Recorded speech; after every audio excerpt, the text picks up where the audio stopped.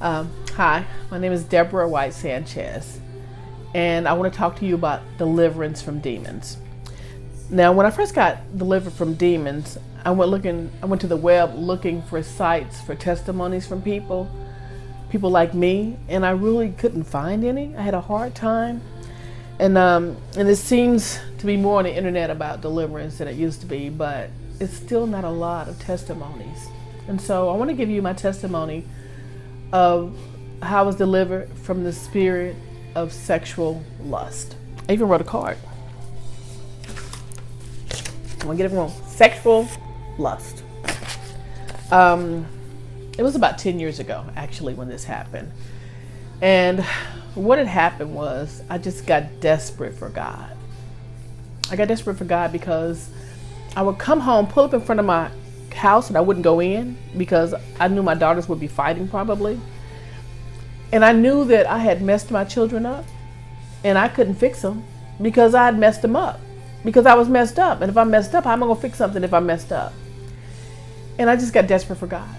And when I got delivered from the spirit of sexual lust, it was actually when it manifested, then I realized I had the spirit. I was at church. I was in fact at church worshiping during the worship service.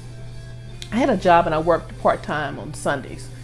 And so what I would do is I would run to church and go to Sunday school, and then I would stay for a couple of worship songs, and then I would go to work for my part-time. And so this particular Sunday, I was standing at the podium, and worship had started, and people would gather around the front and worship.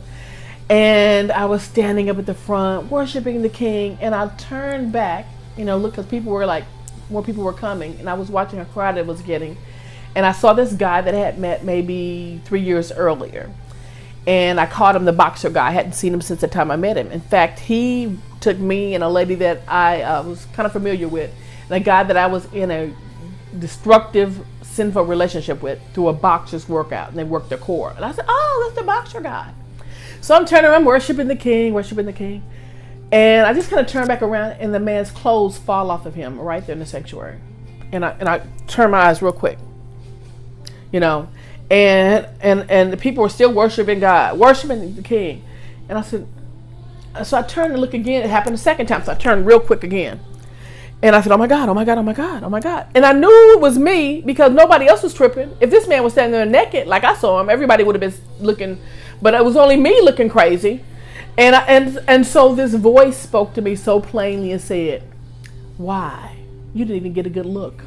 And I said, oh, I got a demon. I'm yelling this. Nobody even notices. They think I'm worshiping the King. I didn't know what to do. So I went on to work, and I didn't know anything about deliverance, except Jesus said something about this one only comes out by fasting and prayer. Some kid was throwing himself in the water and then trying to roast himself the next minute, and the Gadarene demoniac, who everybody knows about, who was in the tombs. And I knew how to pray, and I knew how to fast, because in February of that year, the Holy Spirit had told me I'm going to go on a 21-day fast and fast for my ministry. And it was February, because I said, this is my birthday month. He said, what? I said, okay. So I went on a 21-day fast, juice only fast, and I lost 15 pounds. But I had been fasting like 1 day, 2 days, 3 days. And so I know how to fast. And so I told the demon, I said, you got to go. And it said, no. I said, you got to go. It said, no. It was talking back to me. I said, okay, this is the deal. I won't eat a morsel of food until you leave, and you know I can do it too. And it didn't say anything. So that Monday morning, I ran to work to get on the computer to try to get some help. And I put in help, demons, I don't know what I put in, but up came a site called thegreatbiblestudy.com. And because I had been told in the church that I was going to that Christians couldn't have a demon. I was told that from the pulpit. I didn't tell me personally, but I heard the preacher say it. So I knew I had a demon, and I knew I couldn't go to the church. They weren't going to help me, because they would say I didn't have one, and I know I had one. And so for 3 days, I fasted and told it to leave. You got to go. And the third day, I felt it just kind of lift off me.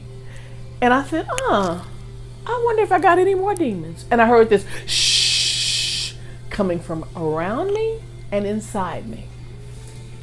And I was like, oh my God, I didn't know what to do. Now what had happened was, during that time, that this demon manifested, I was really pressing into God. I mean, I hadn't watched TV in months. I was close. I was like Job. I remember I read that Job said that he didn't watch any. That he had made a covenant with his eyes not to look lustfully upon a maiden. And I remember reading that, and I'm like, a covenant with your eyes. So I made a covenant with my eyes. I stopped watching TV. If I was in the doctor's office, I wouldn't even look at magazines. I mean, because I just wanted anything that would stimulate me in a lustful way. I didn't want anything to do with. And I'll never forget one day I was at work, and we worked in an office full of women. And I call her the office, she was the receptionist, came and got me. He said, Deborah, come here. Why don't you come look at this? I'm like, yeah, okay. I didn't know what it was. I was excited because, we always were excited about something there, food or something. So I was going out, and I looked, and standing near the front of the office was this bodybuilder, like the bodybuilders you see on TV. And I said, he must be what the commotion's about. I turned my behind right around and went back to my office and slid that door shut. I said, And so after that demon left me, I realized that what had happened was I was depriving it of its desire. And so it sort of played a card, pushed me to see what I was going to, it got desperate. I got desperate for God. So the demon got desperate for what it got desperate for. And it played its card, because I would have never known that I had that demon, or so many more demons, if that had not happened. And I really believe the reason that a lot of Christians are going, I don't have a demon, I don't have a demon, because all you got to do is watch TV for 2 hours and any demon you got gets fed. That's the truth, that's the truth. Any demon you got gets fed for 2 hours of TV or some of the music. But if you deprive those spirits of that which pleases it for a while and just focus on God, something beautiful will happen. You'll get set free. Yeah. So that's my testimony about being delivered from the spirit of sexual lust. And even before that, I realized after that demon manifested that I was going through deliverance, because the only thing I listened to was praise music, and I would be walking through my office, because I had a private office, praising the Lord, and I would be belching and burping, like, what's going on? And I remember saying one day, I don't think demons are leaving me. And I don't even know why I said that. That didn't even come from me. So it was happening before, but the demon of sexual lust is a big demon, because what it causes us to do is that we have relationships with different people who look different on the outside. But after we get into those relationships, it's just like the relationship we had before. Because that same spirit that's in them is in you. And the spirits are eternal. And so the spirits that are in them are attracted to the spirits that are in you. And so we're looking with flesh eyes, and the spirits are drawing with eternal. They're drawing with eternal energy. And so just getting delivered will break you from those bad relationships. Because after that, I just got married. Not right away, but I didn't date anymore. Because God was the one who led me to my spouse. So next session, I'm going to talk to you about the spirit of murder that came in through my abortions. People don't want to talk about it. Millions of babies have been killed. Nobody want to talk about it. But I want to talk about it. And the spirit of murder. And God bless you. Thank you.